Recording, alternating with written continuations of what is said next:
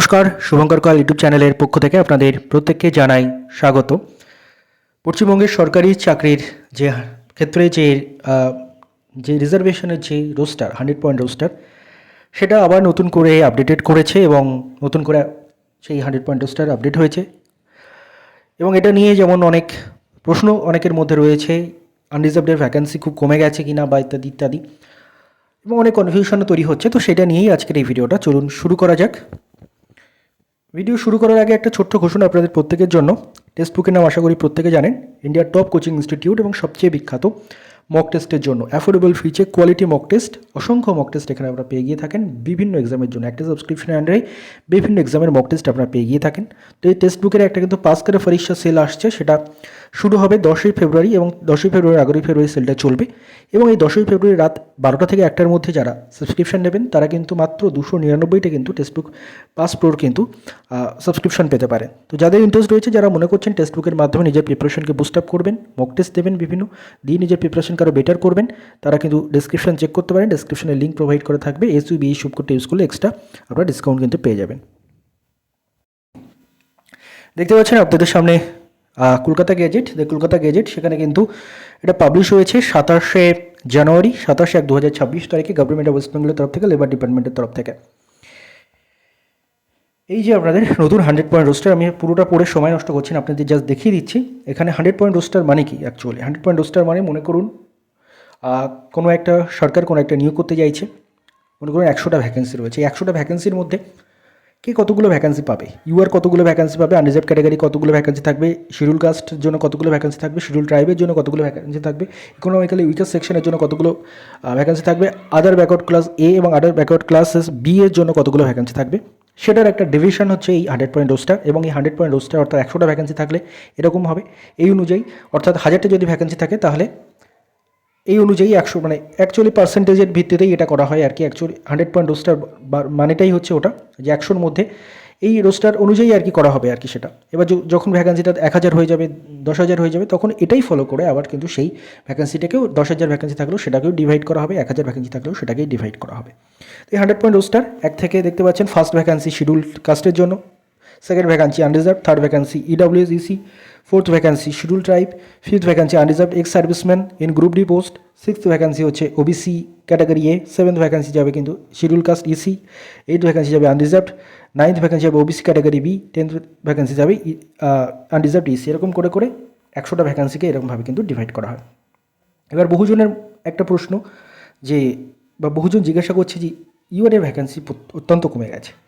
দেখুন, আমি আপনাদের কথা শোনার পরে আমি এখানে ক্যালকুলেট করলাম এবং যেটা দেখলাম, ইউআরের ভ্যাকেন্সি টোটাল রয়েছে কিন্তু 45। যেমন এই ধরুন 2-এ রয়েছে, তারপরে রয়েছে দেখুন 8-এ, তার আগে 5-এ রয়েছে এক্স সার্ভিসম্যানের ক্ষেত্রে। এবার এই যে রয়েছে ব্যাপারটা, এর মধ্যে শুধু ইউআর যে লেখা রয়েছে দেখতে পাচ্ছেন, আনরিজার্ভড আনরিজার্ভড আনরিজার্ভড, এই লেখাটা মানে এই ভ্যাকেন্সির সংখ্যা মাত্র আমি যেটা দেখেছি 20টার মতো। এবার বাকি তারপরে আনরিজার্ভডের মধ্যে EC আসছে, আনরিজার্ভডের মধ্যে যেটা আসছে এক্স সার্ভিসম্যান ইত্যাদি ইত্যাদি। অর্থাৎ আনরিজার্ভড ভ্যাকেন্সি যেটা দেখা যাচ্ছে 100টার মধ্যে 45টা, এবং তার মধ্যে পিওর আনরিজার্ভ যেটা লেখা রয়েছে সেটা দেখা যাচ্ছে 20টার মতো। তার মানে ভ্যাকেন্সি খুব কমে গেছে বা এরকম একটা সন্দেহভাজনের মধ্যে তৈরি হচ্ছে।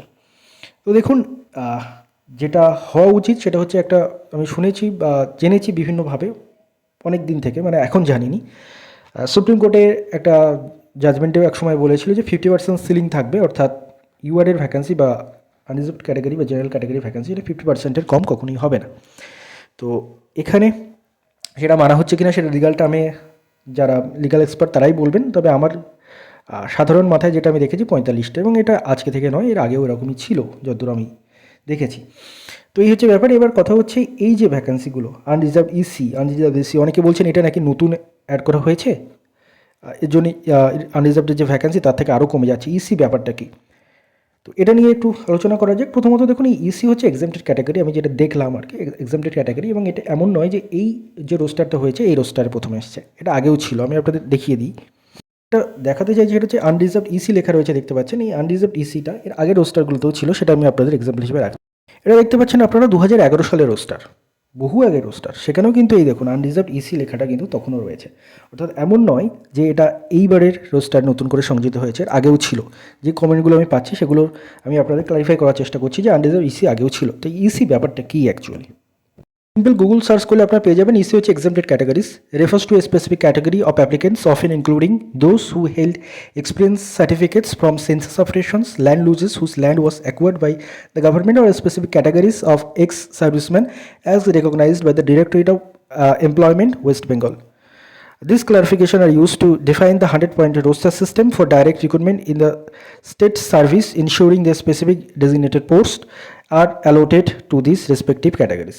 তো এই হচ্ছে ব্যাপার। এবার কথা হচ্ছে এটা কি নতুন আসলো না আগেও ছিল, তার মানে আহামরি বিশাল কিছু পরিবর্তন রোস্টারে নেই, যা ছিল প্রায় সেই একই রয়েছে। অর্থাৎ রোস্টার নিয়ে যারা ভয় পাচ্ছেন যে ইউআরের ভ্যাকান্সি হঠাৎ করে একদম কমে গেল, তা নয়। তবে হ্যাঁ, যেটা 50% যে সিলিং, যেটা সুপ্রিম কোর্টের বিভিন্ন সময় জাজমেন্ট এসেছে 50%-এর বেশি রিজার্ভ ভ্যাকান্সি হওয়া উচিত না, অর্থাৎ 50%, অ্যাটলিস্ট 50% ভ্যাকান্সি, সেটা কিন্তু ওপেন টু অল, সবার জন্য সেটা খোলা রাখতে হবে। জেনারেল ক্যাটাগরি বা আনরিজার্ভ ক্যাটাগরি, সেই ভ্যাকান্সিগুলো কারোর জন্য রিজার্ভ থাকবে না। সেটা মানা হচ্ছে কিনা সেটা লিগাল এক্সপার্টরাই জানেন, বাট আমার মানে সাদা চোখের হিসেবে যেটা দেখেছি 100-র মধ্যে 45টা মতো আমি আনরিজার্ভ পেয়েছি। আনরিজার্ভের মধ্যে ইসি, ইডাব্লিউএস এটসেট্রা ক্যাটাগরি ধরেও, ইসি এক্স সার্ভিসম্যান ইত্যাদি ক্যাটাগরি ধরেও। তো আলটিমেটলি যেমন চলছে আর কি, মানে পরীক্ষাগুলোতে যেমনভাবে মাফ করবেন ইউআরের ভ্যাকান্সি রয়েছে ঠিক তেমনটাই থাকবে। খুব একটা আহামরি কিছু পরিবর্তন হবে না, হঠাৎ করে বিশালভাবে কমে যাবে না বা ইত্যাদি ইত্যাদি। তো এই হচ্ছে ব্যাপার। ধন্যবাদ আপনাদের সবাইকে।